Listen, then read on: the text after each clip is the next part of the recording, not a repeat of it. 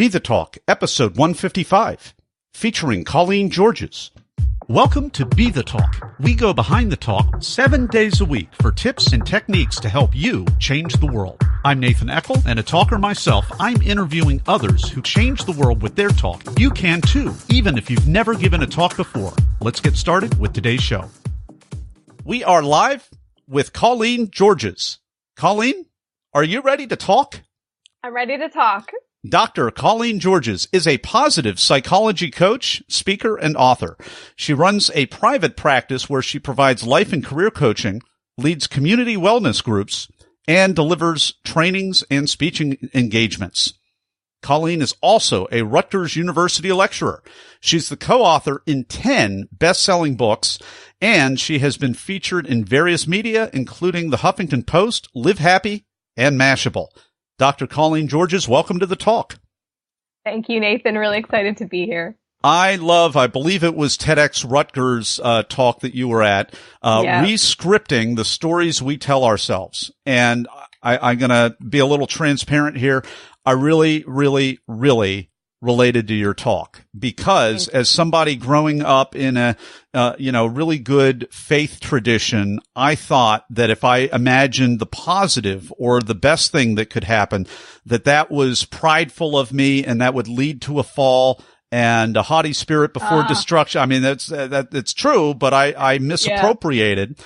And as somebody who was practicing the piano very diligently, giving a lot of performances, not jazz piano, but classical, memorized, perfect piano, this led to a lot of cognitive stuff that build up. So I see a talk like yours. Certainly it's great to be stoic. It's great to embrace and overcome the negative. But if all we're doing is weeding our garden all day long and not planning anything, then all we have is a bunch of mud. So please take us behind the talk, Colleen. Sure. In terms of the message, the idea of rescripting the stories we tell ourselves, it really worked out nicely that the theme of the Rutgers TEDx event that year was stories. And, again, I think of serendipity. It was perfect because that's how I work. I work in terms of really feeling like the lives that we live are, they're stories. We're the protagonists in our story. I often say that we have an inner antagonist in our head and an inner advocate in our head. And, depending on the day, who's narrating our story. So it was just perfect. And I said, I know exactly what I want to talk about. I want to talk about what I've been through when it comes to having a story that was very negative and that led me down not so great paths. And the work that I do, with my clients and with my students in terms of how do you work through a lot of those kind of negative things that we say to ourselves, that inner antagonist. How do you talk back to that inner antagonist? What can you do to basically, as I call it, rescript self-stories being what we believe we're capable of, who we think we are, and what possibilities we think our futures can have. Yeah, well, I just think of, and some people discount the idea of this law of attraction that's out there. I think that that absolutely comes in here because if you're going to aim high and you're going to believe that the universe and the world is fundamentally a good place, it can be a dangerous place, but if you focus on the good things, more good will come to you. But if you're focused on hypercritical stuff, you're going to find plenty. If you're like Colleen, if you're like me, you're going to find a lot not to like about yourself until you start doing some good for other people, and you have to love yourself first. You can only love. I started with kind of a misappropriated scriptural verse. I'll redeem it with an appropriate one. You can only love your neighbor as you love yourself. If I can't love myself, I can't love my neighbor. And if I can't see the good in myself, then I'm going to be locked in this. And for me, I'm making this about me a little bit too much, but it was almost like a false sense of achievement, finding all the nitpicky nits that I could pick on myself. And it did not serve me, didn't make me more popular, it did make me more prideful, because if you define pride as being self-absorbed, I was very self-absorbed. And that was one of the things as a young adult that I realized this is just becoming the world of me. And I'm doing it to try to be a better person, but it's actually making me more self-absorbed. Is that something that you find when you work with clients? Is that a rare moment of self-discovery? Do you usually have to try to coach that awareness out? Yeah. I talk about it really at the end of my talk, but it's a big topic of, conversation with clients in terms of perfectionism. I think that people often, I like to say that people kind of wear perfectionism as like a badge of honor, and I have, and I still struggle with it, to this day, really continuing to work on that. But I see that with so many people. It's, if you say you're a perfectionist, aren't you? People be like, yeah, it's very, very proud of and I'm really busy too. I'm really busy too. Yeah. Busy is a badge of honor, perfect, trying to be perfect. But, if we're constantly seeking to be perfect, there's usually things that we're trying to hide. There's usually things that we're feeling shameful about. There's usually things that, like you said, we're nitpicking all the things that we think are wrong with us in an effort to be so good. There's, I believe, a lot of beauty in the imperfections. And, again, I think, some people have said, I like the phrase, your mess is your message. I'm sure you've heard that before. Mm-hmm. And, I believe so much in that all these things that we struggle with, that we're trying to overcome, are often the very things that if we could be more authentic and be more real and show the world who we really are, that's how I think we can give more authentically. For sure. So, I mean, what was your journey like? I mean, I know, we can go watch the talk. We'll let Talk Universe know where they can find that, but, just give us kind of a recap as to where this started for you, what the turning point was, how you became a healer, healing other people. Well, I mean, in terms of the kind of background, I studied psychology in college. And I joke that what I do today is so different than my original intention. My original goal was I wanted to, either work at a psychiatric hospital, or I wanted to work, maybe in the prisons.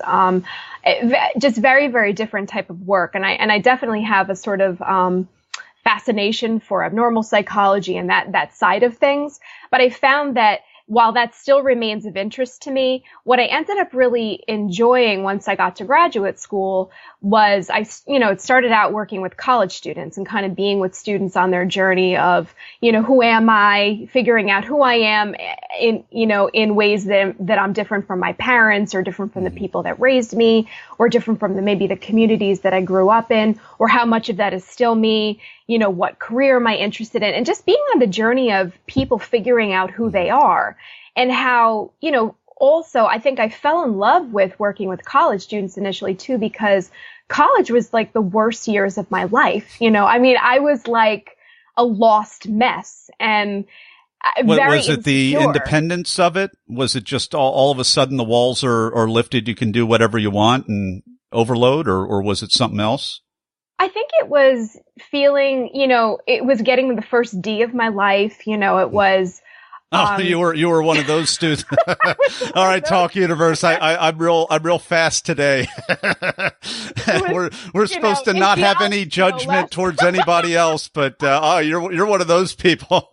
I got a D in biology and rocks, so I wasn't feeling so great about myself that first semester, but it continued, and it was relationships. It was just figuring out who I was. It was just really being lost in so many different ways. And when I discovered that I could use all of that to help other students, and kind of be what I was maybe looking for, but didn't even know I needed, or didn't even know I was looking for at that time.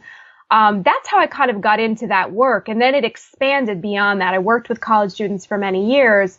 And then, I started doing also work outside of colleges and working with people in the community and doing career coaching and life coaching.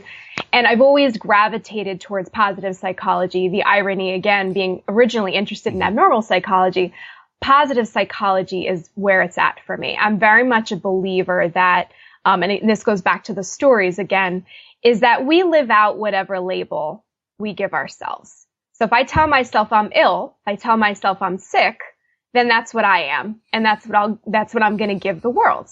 And I'm not discrediting that we have illnesses and that those things are not real. I just feel like there's a part of life that's so critically important to remind ourselves that that's not all we are. That is just a fraction of who a human being is.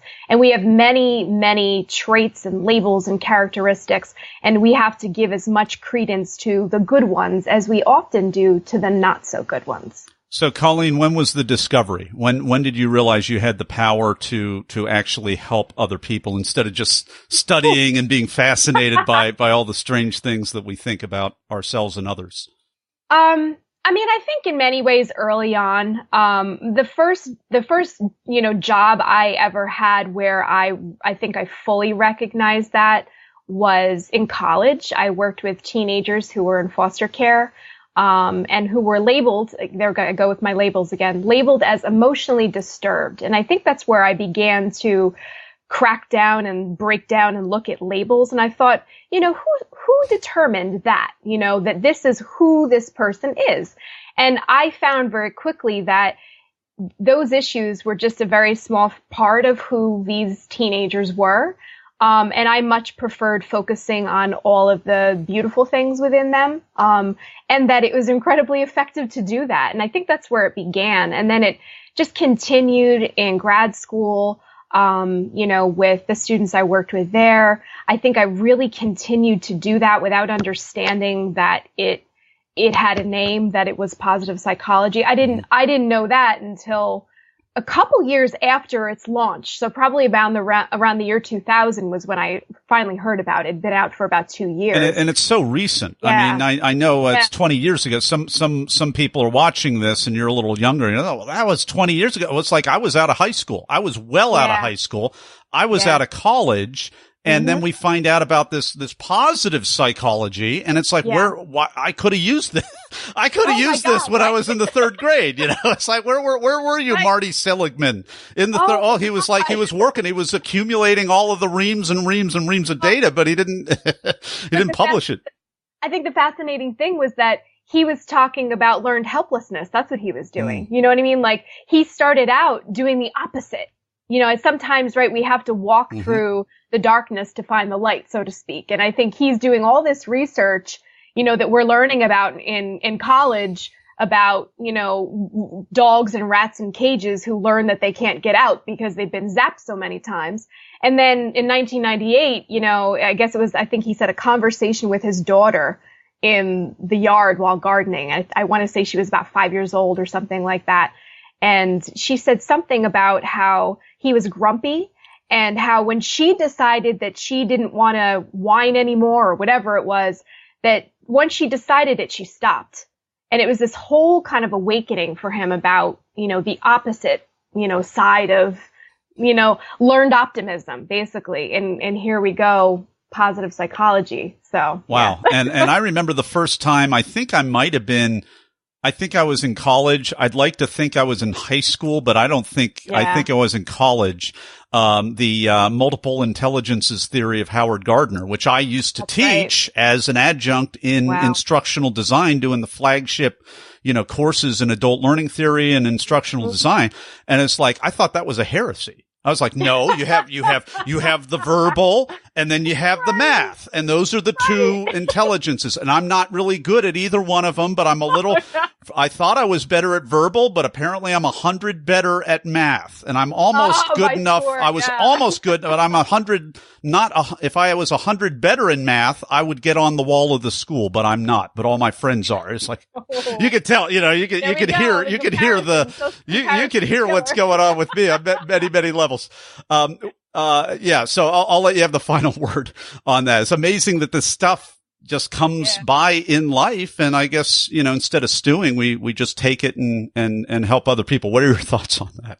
Yeah. It's, I think, recognizing that I really do believe that, everything we go through, it has a purpose. Whether you believe in a higher power or you don't, I just really believe that there's nothing that's accidental. We may not understand everything that we're experiencing, but rather than sit around saying, woe is me, yeah, you know what? Crappy things happen sometimes. For some people, it might feel like there's a lot of them happening all at once and in various stages of life. I know I've felt like that at different times too, but instead of staying there, we get to decide not to stay there. We may not control, the circumstances that we face. We don't control how we were born, who we were born to, what, resources or lack of resources we were born into. We don't control everything in our story, all the settings and things like that, or all the characters, but we do control the narrative. We control what we do with what we get. Enjoying a very profound conversation that maybe you too can relate just a little bit to this.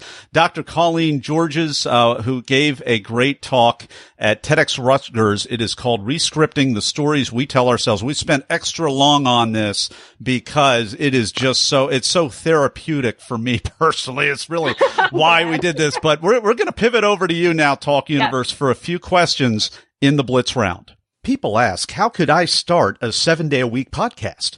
It's because of what I've learned from my mentors. Some of the best mentors in history aren't around anymore. They've left hours of one-on-one mentoring behind in their books. Each month at Classics on Tap, I record a new chapter from a classic business book to help you make a difference. Download your first chapter at classicsontap.com. And we're back with Dr. Colleen Georges. It is time for the Blitz round. I'm going to ask a few either or questions related to the preparation and performance of your recent branded talk. Are you ready, Colleen? I'm ready. First one, were you selected to speak or did you apply? I applied. I applied for a few talks. Before we got on the call, I looked back. In 2014, I applied to 3 different talks that were local. Got rejected from all 3. And then the next year I applied to Rutgers. It was a second application to Rutgers. And that was when I got in for 2016. So it was a year in advance. Yeah. Boss move. So, Talk Universe, if you want to hear a little bit more about things that work for people, as well as my guide for getting your talk successfully accepted, it is a free giveaway at the site BeTheTalk.com. And what Colleen is saying, you want the best of the best to don't put out one shot. You want to send a whole bunch out of there. Be persistent. Be patient when you need to. And also there's no limit. There's no law that says you can only apply to 3 or 5 or 8 or whatever. Next question. Are you a memorizer, improviser, or a blender?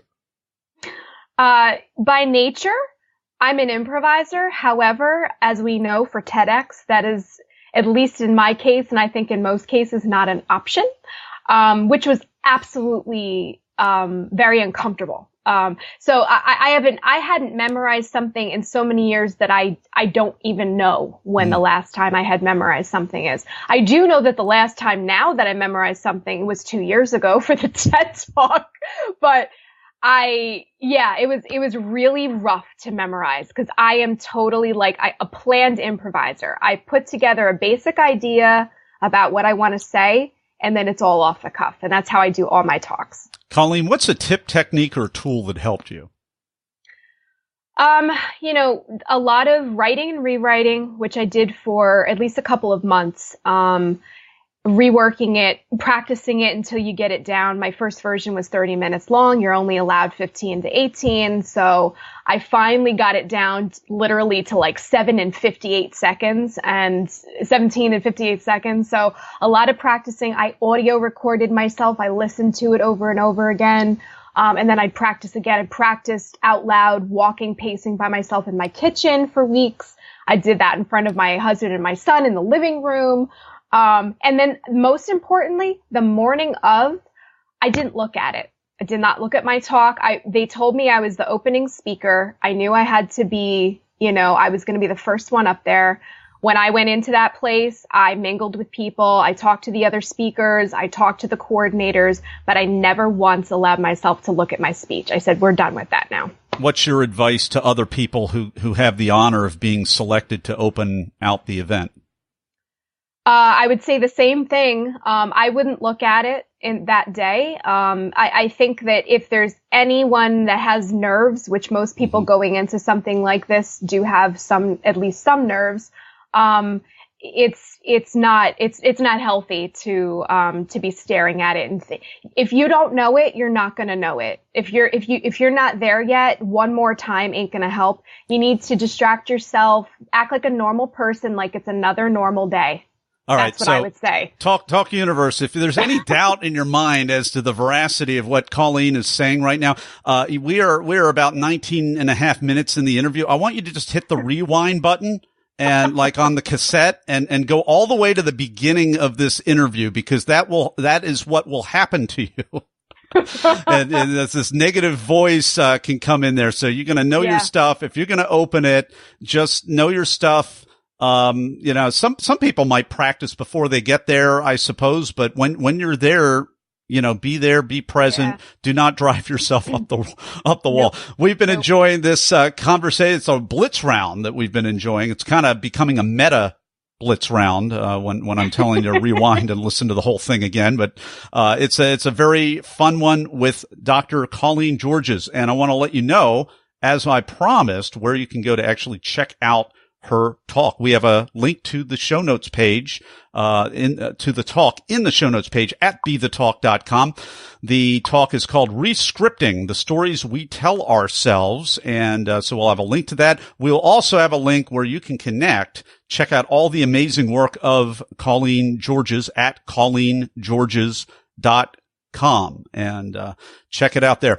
And we will be back in just a moment with the final word of advice with Dr. Colleen Georges. Everyone wants to change the world, but not everyone knows the first step. Before you can change the world with your talk, it has to be selected. So grab the templates, timelines, and tools that I use to get my talk selected at BeTheTalk.com. And we're back with the final word of advice with Colleen Georges. Word of advice to anyone who is looking to do a TED Talk. Number one, apply. Apply to as many as look interesting to you, that you'd be willing to travel to, that resonates with your message based on the theme.